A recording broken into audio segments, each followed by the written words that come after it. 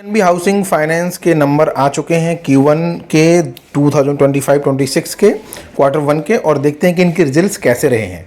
सबसे पहले अगर बात करते हैं इनके यहाँ पर, तो जो इनका टोटल रेवेन्यू आया है ऑपरेशन से, वो आया है टोटल 2076 करोड़ का। यहाँ पर देखिए आप 2076 करोड़ का इनका जो है कि टोटल रेवेन्यू आया है, जो पिछले क्वार्टर यानी कि मार्च 2025 में था 2021 का यहाँ पर इनका रेवेन्यू था पिछले मार्च क्वार्टर में, ठीक है।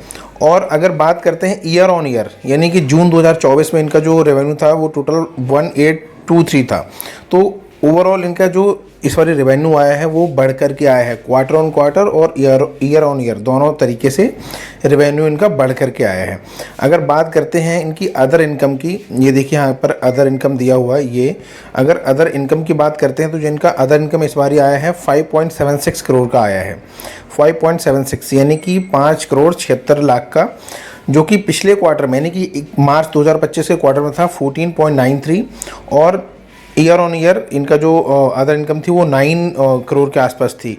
तो जो अदर इनकम आई है वो पिछले क्वार्टर से घटकर आई है और ईयर ऑन ईयर भी घट कर के आई है, ठीक है। अब बात करते हैं टोटल जो इनका एक्सपेंस रहा है, खर्चा, एक्सपेंस मतलब खर्चा कितना रहा है।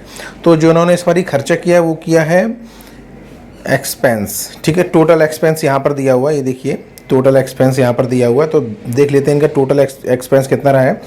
1393 करोड़ का इनका टोटल एक्सपेंस रहा है, यानी कि 1393 करोड़ का इनका ये एक्सपेंस रहा है इस क्वार्टर में, यानी कि जून 2025 में, मार्च 2025 में जो इनका एक्सपेंस यानी खर्चा रहा है वो 1325 करोड़ का था, और जो जून 2024 में जो इनका खर्चा था वो 1270 करोड़ का था, यानी कि 1277 करोड़ का। तो जो इनका खर्चा है वो इस बार बढ़ कर के आया है पिछले क्वार्टर से, और ईयर ऑन ईयर दोनों तरीके से इनका जो खर्चा है वो बढ़ कर के आया है, ठीक है।